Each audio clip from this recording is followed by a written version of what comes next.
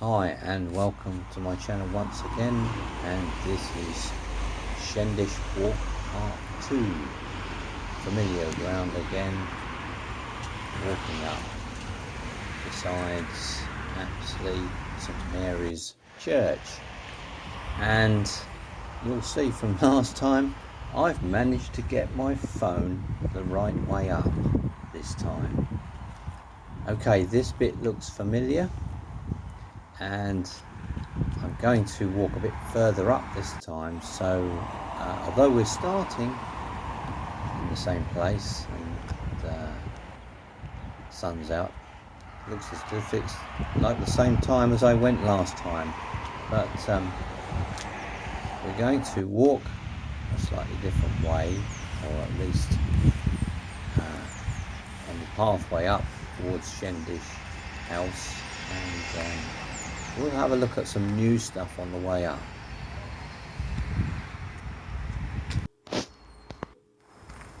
So I've crossed over the bridge and I'm now walking into Shendish onto the golf course, and I'm going to walk up the same path as I did last time, but I'm going to walk all the way up this time. As I said, another lovely day, very warm. The wind is a little bit less than last time I came up here,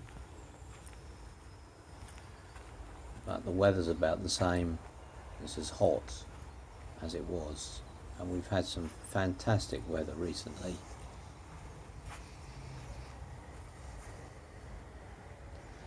Still nobody on the golf course as far as golfers are concerned, but plenty of walkers around.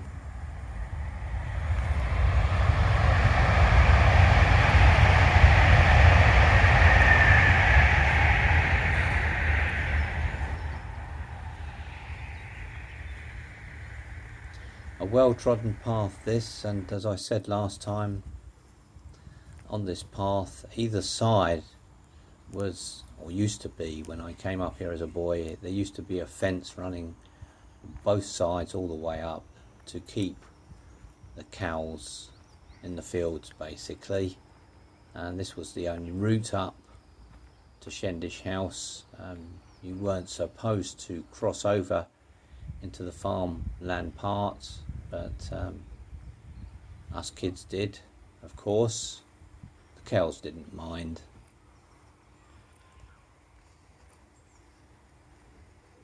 So just going back a bit further up now than where I stopped last time, and obviously to the left hand side is what was known as the dump, but we're heading up now towards the top of this pathway, or this field.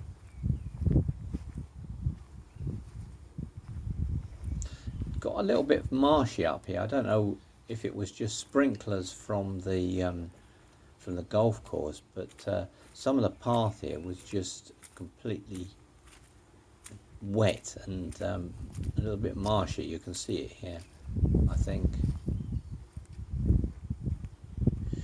But we approach the top here, and you see this lovely tree here in front of us.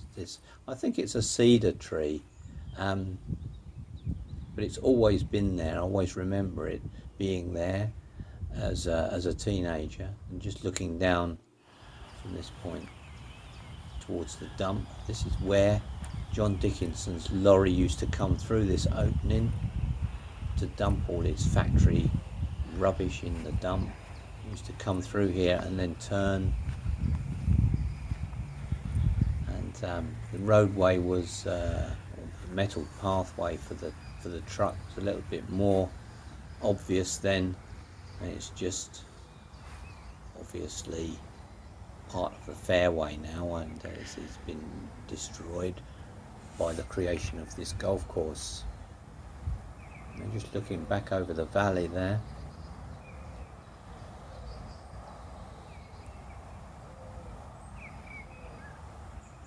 a lovely view. And the sign says I've walked a quarter of a mile already. So walk on past this lovely old tree.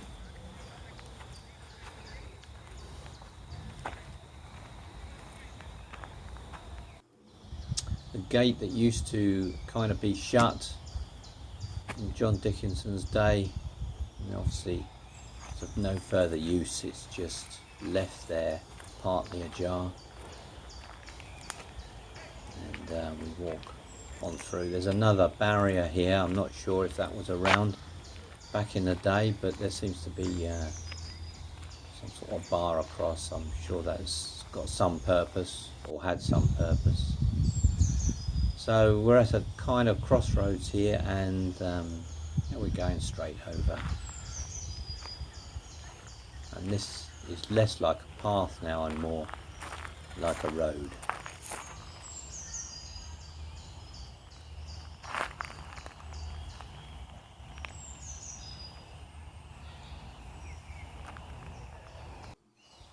I noticed on the right hand side as I was walking up quite a number of bluebells still out. I don't think the camera or the phone camera has done it justice really. It was quite nice and blue, but sometimes the cameras don't pick the colours up so well.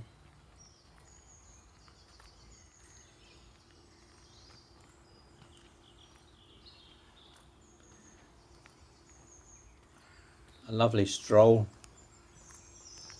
again in the shade this time. It's a welcome change from walking up the path.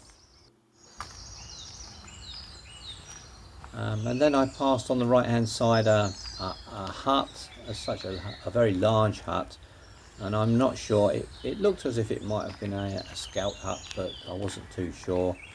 Maybe it's used to store farm machinery or something like that. It had a huge door here, but it kind of reminded me of a scout hut in some ways. So on upwards, you can see some civilization in the foreground. Not sure what that is now up there. I think it used to be a farm. I'm not sure. I have a recollection that the farm was up that way, but it now seems to be different. And I veered off to the left hand side and back around the side of one of the fairways of the golf course.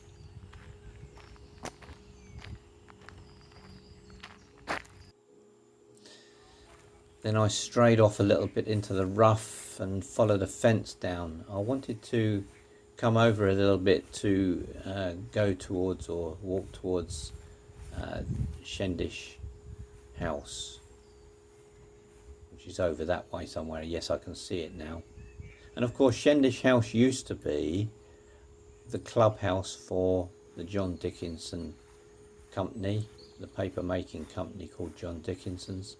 They used Shendish House for a very long time as their kind of clubhouse, and people that worked in the factories could come here and use the bar. And I know that there used to be a few snooker tables up there as well, but now it's a restaurant and hotel. Largely kind of untouched. There's a few bits that have been built on, but the house itself is the same. There it is, largely untouched. Now, well, the interesting bit here was that I can remember in the day that in front of the house here was 2 bowling greens, and you can see to the right hand side there were some steps leading down. There they are to the right hand side, some steps leading down, and this that I'm walking on now was 2 immaculate bowling greens, and of course these have long gone.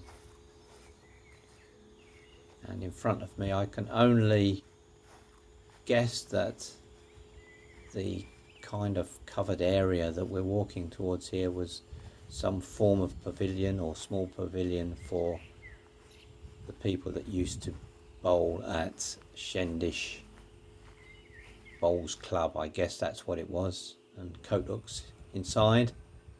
I guess these were for hanging up your bowling gear and clothing, etc. But I imagine that that's what this small open hut was for. But the bowling green now is just daisies and dandelions.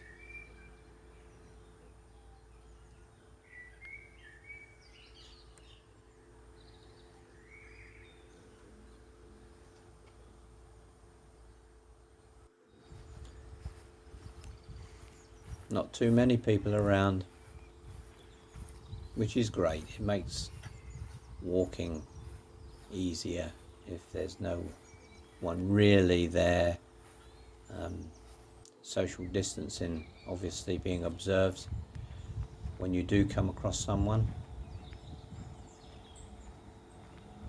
Walking now down the road that approaches or leads up to Shendish House, and then I cut through this cutting here back really onto the golf course, and you can see some people there.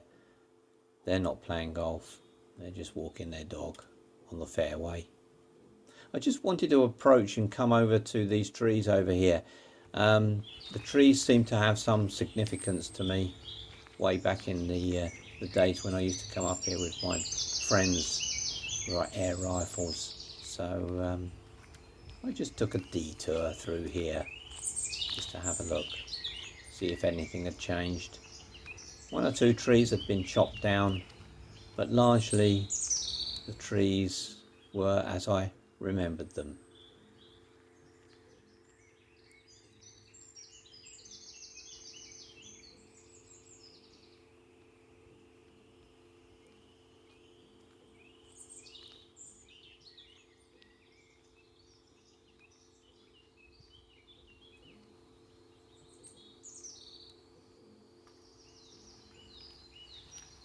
It's so lovely to hear the birds singing. They were certainly out on this day.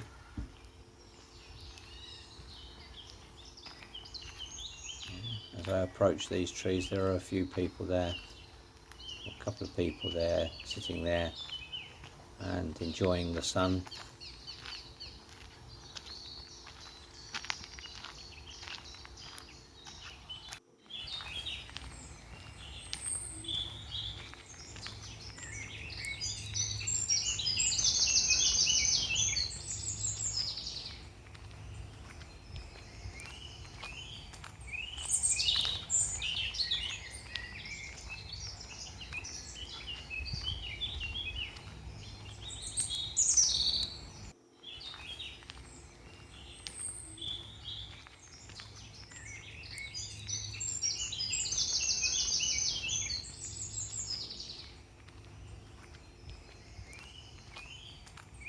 The trees just look the same really to me. It looked as if they hadn't really grown that much in 50 years. I'm sure they have though. I kind of skirted around and made my way back down through the various fairways.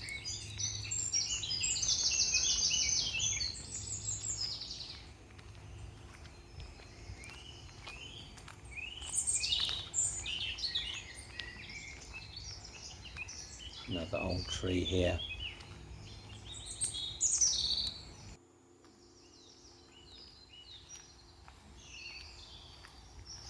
And a strange bell as well here.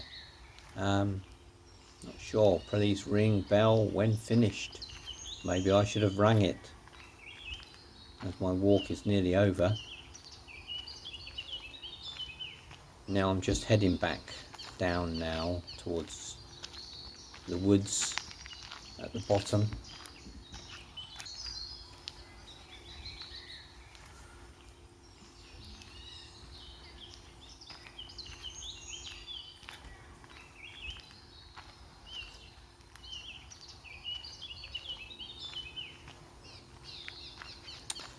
And back through the woods.